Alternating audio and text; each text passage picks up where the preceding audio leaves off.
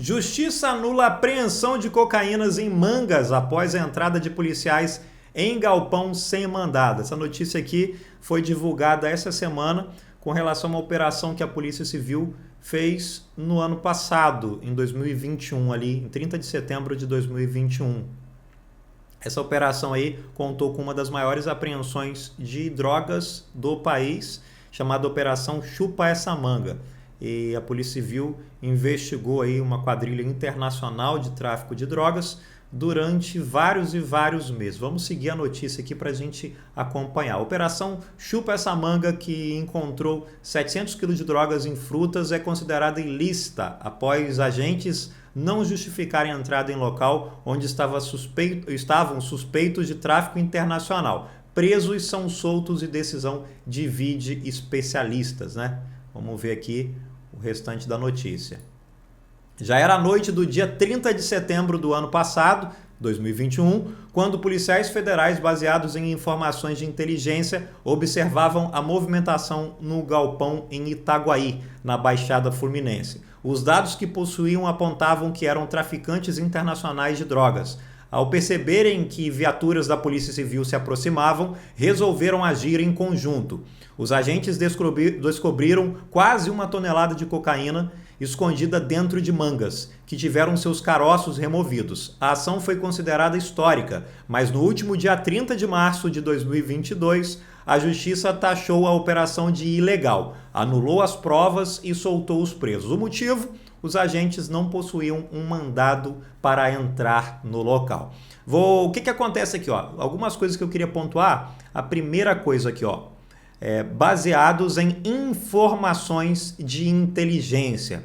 As informações de inteligência policial, pessoal, são informações que, com o trabalho policial, com expertise policial, a polícia judiciária, né, que seria a Polícia Civil e a Polícia Federal, a Polícia Rodoviária Federal e Militar também tem suas unidades de inteligência. Esses dados são trabalhados e as informações ali são descobertas das diversas formas ali, tudo com técnica, conhecimento, treinamento. Só que essas informações, muitas das vezes, são sigilosas para proteger a própria vítima. A própria pessoa ali que às vezes fornece as informações, né? O que a gente chama de informante policial. E essa pessoa precisa de proteção. Então são dois os motivos para muitas das informações, né? Estou falando só um exemplo, mas não são todas as informações de inteligência que envolvem informantes. Essa não é a única forma que a polícia tem de apurar crimes, obviamente, né? Mas só estou dando um exemplo aqui. Então são duas as situações. Você tem ali o informante, que ele precisa da sua integridade física preservada e, obviamente, para que estimule também essa privacidade, é interessante, é importante para estimular que outras pessoas também façam o mesmo, ou seja, contribuam com o trabalho policial e garantindo assim a sua integridade física, sabendo que a sua integridade física vai ser garantida. Imagine que se você ligasse aí para o Disque Denúncia e fosse possível identificar quem é você, né? Se você prestou informação ali, por exemplo, para prender um grande traficante, um miliciano. Imagina se a sua informação, seus dados não fossem mantidos em sigilo. Então você tem aí o repórter que não é obrigado a informar a fonte da sua notícia, você tem o advogado que não é obrigado a fornecer as informações que foram confidenciadas ali pelo seu cliente, o médico, ele não pode divulgar segredos do paciente, o psicólogo, e assim vai. Da mesma forma, o policial, em muitas das vezes, não pode compartilhar algumas informações, né? Imagina se todas as informações e as técnicas e formas de se investigar um crime fossem obrigadas a serem reveladas. Criaríamos aí um manual de como fugir da polícia, como cometer crimes da melhor forma possível, de modo que a polícia não consiga chegar até você. Esse provavelmente seria aí um manual da criminalidade, para não cometer, para não cair, né, em operações policiais. Mas vamos seguir aqui. Outra informação aqui, né? Os agentes não possuíam um mandado para entrar no local. Veja que a situação foi de um galpão que ele era utilizado única e exclusivamente para a prática do tráfico internacional de drogas. Não tinha ali nesse galpão ali nada além de movimentação para esse tráfico internacional de drogas. E a situação de tráfico de drogas, quando a droga é mantida em depósito, acontece o que a gente chama de crime permanente. Então o crime ele está se consumando em cada momento. Uma das coisas que justificam a entrada num local para quebrar esse direito constitucional que cada pessoa tem de ter o seu imóvel, né, o seu domicílio ali resguardado, uma das justificativas seria a prática no local de um crime, né, uma prática flagrancial de um crime acontecendo no local, né, para prisão em flagrante no caso. E foi o que aconteceu, né? 3 pessoas foram presas em flagrante nessa operação aqui. Então vamos lá, seguindo aqui. A decisão foi da primeira turma especializada do Tribunal Regional Federal da 2ª Região, que engloba Rio de Janeiro e Espírito Santo, que por maioria concedeu habeas corpus para anular a apreensão com base no entendimento do Supremo Tribunal Federal, que a entrada forçada em domicílio sem mandado judicial só é lícita mesmo em período noturno, quando amparada em fundadas razões devidamente justificadas a posteriori. Veja bem aqui, pessoal, esse entendimento do Supremo Federal, ele começou coincidentemente durante o período da Operação Lava Jato. Então, antes, quando um policial entrava e existia uma situação de flagrante, ele não tinha que filmar a autorização de ninguém para entrar no local, não tinha que ter a permissão de alguém para entrar no local, diferente do que a gente vê atualmente. Nos dias atuais, um policial ele tem ou que pegar autorização com alguém, ou ele, enfim, tem uma série de situações burocráticas que muitas das vezes acabam inviabilizando o trabalho policial por questões óbvias. Tem situações ali que você só consegue entender o trabalho policial se tiver no campo ali, numa ação policial, né? Tem pessoas que acham, por exemplo, que durante uma situação em que o policial está tomando tiro, o policial tem que atirar, por exemplo, na perna do criminoso, né? Só fala esse tipo de baboseira, esse tipo de asneira, quem realmente não entende nada. E aí a gente tem um monte de especialista em segurança pública que não entende de segurança pública, não sabe o que é uma situação de confronto para entender o que acontece com uma pessoa numa situação real. E vamos lá. A relatora do caso, a desembargadora Simone, de alguma coisa aqui, que eu não vou conseguir ler esse sobrenome, afirmou que o ingresso dos policiais no galpão foi ilegal, pois eles não teriam justificado com provas concretas saber que um crime estava em andamento antes do ingresso no galpão. E por essa razão, a apreensão da cocaína foi anulada, pois os agentes teriam apreendido a droga de forma ilícita. A decisão causou revolta no meio policial e dividiu especialistas. Então, veja bem, muitas das vezes, às vezes, uma decisão de um juiz, ela está embasada no que a gente tem aqui em cima, ó, Supremo Tribunal Federal. Muitas das vezes, o juiz ele pode até ter uma decisão, uma opinião diferente, e dentro daquela opinião diferente, ele até teria uma certa flexibilidade de tomar uma decisão, só que quando existe o juiz que está ali em uma instância inferior, ele é obrigado a cumprir aquela decisão. Por quê? Porque lá em cima já decidiram como que deve ser feito em casos assim, e em casos similares os outros juízes ficam obrigados a seguir aquele entendimento ali. Não sei se foi esse o caso aqui, mas enfim, a decisão foi fundamentada no entendimento do Supremo Tribunal Federal.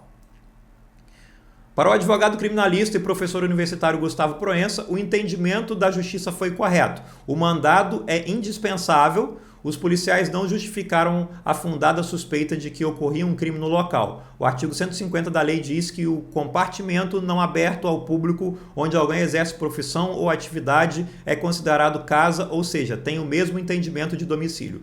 Não se pode invadir sem mandado ou sem a certeza de que ali ocorre o crime. No caso, ocorria, mas os agentes não comprovaram se já sabiam disso. O que aconteceu aqui, né? O crime estava acontecendo. Ninguém nega que o crime acontecia. Nós estamos falando aqui de 700 quilos de pasta base de cocaína que seriam vendidos para o exterior, ali para a Europa, e que depois de vendidos daria um total de mais ou menos, pelo que eu vi ali, de mais de 100 milhões de reais. Isso mesmo, isso aqui seria para alimentar ali tráfico de droga internacional na casa aí dos 100 milhões de reais. Nós estamos falando aqui de pessoas que têm muito dinheiro, muita influência financeira para alcançar várias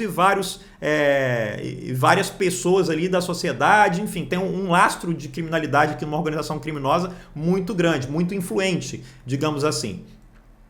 O advogado aqui, ele foi técnico, ele falou do ponto de vista legal, de forma técnica ali, a decisão, nesse caso aqui, foi técnica porque aparentemente, segundo ele aqui, né, agiu dentro da legalidade. Porém, ele fala aqui primeira coisa, ele fala do mandado judicial, né, uma situação de flagrante.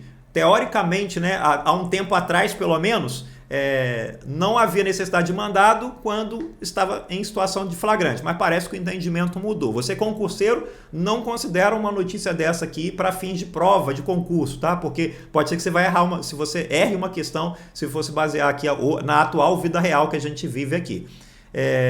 Outra situação aqui, para justificar a entrada para prender alguém em flagrante, você tem que explicar como você sabia que ali estava acontecendo um crime.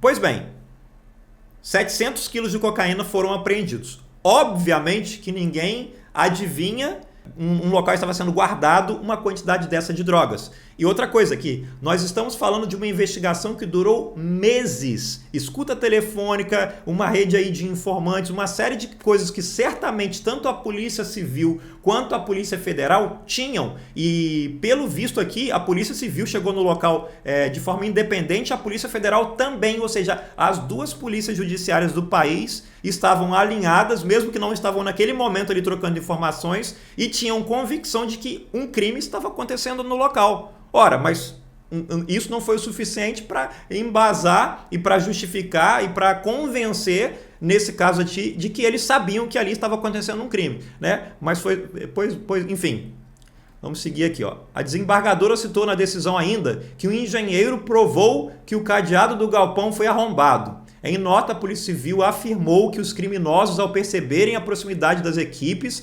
abandonaram o local e os cerca de 700 quilos de cocaína foram devidamente apreendidos. Bem, fugiram do local, mas qualquer pessoa foge do local quando a polícia chega, né? Óbvio que não, só se estiver praticando algum crime, né? Quem não deve, não teme, né?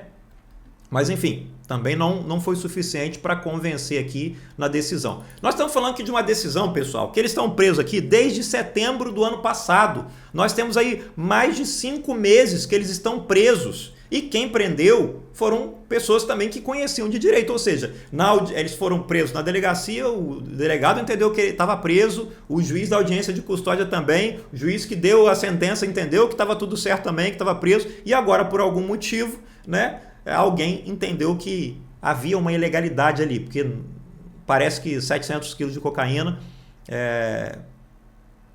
não foram justificados ali. Como que você sabia que eram 700 quilos de cocaína que tinham dentro daquele galpão, né? Ou de que alguém estava dentro daquele galpão praticando crime? Aí volta naquilo que eu falei. Se essa informação, por exemplo, era sigilosa, por óbvio, essa informação de inteligência, ela não iria ser e não podia ser revelada por questões de segurança da pessoa, às vezes, que deu essa informação, né? Porque se as pessoas soubessem, em algum momento, que a justiça poderia quebrar a regra de sigilo do informante, as pessoas iriam simplesmente parar de dar informação para contribuir com investigações criminosas. Muitas das vezes a polícia chega em determinadas quadrilhas através de uma rede de informantes. E isso aqui desestimula justamente, né, o trabalho policial muitas das vezes. Mas vamos ver aqui. Decisão contrária ao interesse da sociedade, diz Rogério Greco. Anotem esse nome aqui, ó, Rogério Greco. Esse cara tem vários e vários livros aqui. Esse sim é especialista no que está falando, não é um qualquer. Além de grande conhecedor do direito, incontestável, que esse cara aqui é grande conhecedor do direito. Além disso, o cara vai a campo, ele se coloca em situações para entender como que funciona operações policiais, é um cara do bem, grande defensor da polícia. Esse aqui entende. Não estou falando isso porque ele é defensor da polícia, não, porque eu estou falando porque ele entende de todos os lados. Não é aquele especialista que pega um diploma universitário, faz uma pós-graduação ou duas dentro de um lugar que tem ar-condicionado, ali tudo tranquilo, escreve algumas coisas e pronto, virei especialista de segurança pública para dar entrevista em jornal na televisão. Eu também não sou especialista não, pessoal, tá bom? Que eu tô dando só a minha opinião aqui. Mas vamos lá. Para o secretário de Estado e de Justiça e Segurança Pública de Minas Gerais, Rogério Greco, a decisão judicial prejudica o trabalho da polícia. Avalio essa decisão da pior forma. É um absurdo. A droga seria enviada para fora do Brasil, onde o lucro seria milionário para os traficantes. Isso já configura crime permanente, afirmou. Como eu falei mais cedo aí, ó, crime permanente. O crime está se consumando a cada momento. Rogério Greco. Greco foi procurador de Justiça de Minas Gerais, é pós-doutor pela Universidade de Messina, na Itália, doutor pela Universidade de Burgos, na Espanha. O currículo do cara é incontestável. O cara sabe do que está falando. Eu sou grande fã de Rogério Greco aqui. Entende muito. Entendo que a polícia comprovou que havia uma situação de flagrante. Decisões assim só desmotivam o trabalho policial, ponderou o Greco aqui. Isso aqui que ele falou é uma extrema verdade. Você imagina um trabalho policial que envolveu ali várias e várias pessoas, meses de investigação. O policial às vezes fica sem dormir para poder acompanhar ali movimentação do tráfico de drogas, o que está acontecendo, para no final acontecer isso daqui. É triste realmente ver que decisões assim podem ser tomadas, né? Porque aí a pessoa, mas agiu, o juiz teve uma decisão ali embasada na legalidade. Mas pera lá, se isso aqui é legal, né, eu entendo que garantias e direitos constitucionais, né, previstos ali na Constituição servem para fazer com que o cidadão não seja submetido a certos abusos por parte do poder público, né, nas suas demais formas. E eu não estou defendendo nenhuma ilegalidade.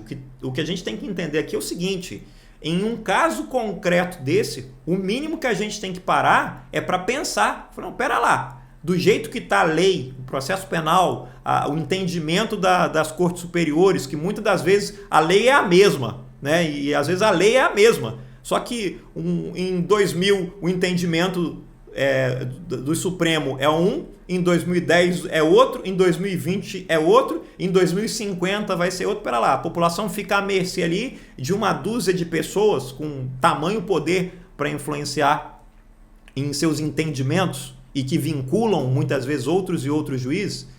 Vamos lá. Greco também criticou a decisão do STF que suspende as operações policiais durante a pandemia no Rio. Há essa decisão do STF que já limita a ação policial em situações excepcionais, mas a situação do Rio já é por si só excepcional, a ponto de estimular criminosos de outros estados a migrarem em busca de refúgio. E a justiça, em vez de dar uma resposta aos criminosos, dá uma decisão contrária ao interesse da sociedade. Analisou. É exatamente isso aqui que acontece, né? As operações do Rio de Janeiro ali no período em comunidades no Rio de Janeiro foram suspensas. Nós tivemos ali decisão de proibir que aeronaves policiais, o helicóptero da Polícia Civil participasse de operações. Gente, um helicóptero da Polícia Civil, ele não é uma arma de destruição, é uma ferramenta que a polícia tem de inteligência para garantir posição estratégica e para colocar o cidadão de bem em maior segurança. Porque uma aeronave daquela resguarda a integridade física da polícia e evita uma série de situações de confronto, porque o criminoso que ele está na comunidade, em situação geográfica superior, ele perde essa superioridade quando existe ali um helicóptero dentro da operação, ou vários helicópteros. Foi proibido, simplesmente, de ter helicóptero em operação policial. A quem interessa esse tipo de decisão? A quem interessa não ter um helicóptero dentro de uma operação policial? A população de bem, que é a grande maioria nas comunidades, não gosta desse tipo de decisão. Tem uma minoria, que são aquelas que fazem barulho, né, que têm ligações em organizações criminosas políticas. a essas pessoas que interessam, né? Que esse tipo de decisão aí seja tomado. DRFC investigou suspeitos por 11 meses. O advogado Antônio Pedro Melchior, que fez a sustentação oral em uma das ações no caso, disse que a justiça acatou o pedido da defesa com base na lei. A Polícia Civil deu causa à anulação da apreensão. O TRF2 da 2ª Região apenas aplicou entendimento consolidado no Supremo Tribunal Federal e Superior Tribunal de Justiça a respeito da proteção constitucional do domicílio, disse agentes da Delegacia de Roubos e Furtos e Cargas da RFC. Me atropelei aqui. Agentes da Delegacia de Roubos e Furtos de Cargas investigaram a quadrilha por 11 meses e foram os primeiros a entrar no galpão. 11 meses de investigação. 11 meses de investigação. E o juiz não se sentiu convencido de como que os policiais sabiam que um lugar que eles já estão investigando há 11 meses estaria acontecendo um crime. Não foi o suficiente ali. Quanto maior e mais influente a organização criminosa, maior é o número de decisões absurdas assim que a gente vê. Não sei o porquê, né? Deve ser uma coincidência muito grande. Mas, enfim, é lamentável esse tipo de decisão, não ajuda em nada.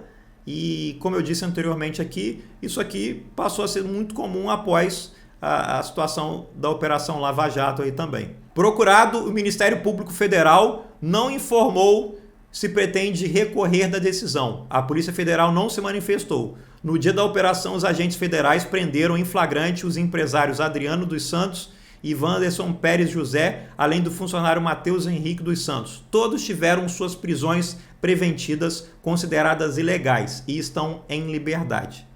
Isso aqui passa apenas uma mensagem, que no Brasil, principalmente para quem tem grande poder aquisitivo, seja ele de forma lícita, mas principalmente de forma ilícita, a mensagem que passa é porque para essas pessoas, principalmente as que possuem grande poder aquisitivo, não importa se foi de forma lícita ou não, o crime para essas pessoas compensa. Infelizmente, essa é a mensagem que passa. Se você gostou desse tipo de conteúdo, inscreva-se aqui no canal, deixa aqui o seu comentário, o que você achou desse vídeo, dessa notícia aqui, e inscreva-se e deixe o seu like no vídeo aqui. Forte abraço, até a próxima, valeu! Nunca desistiremos.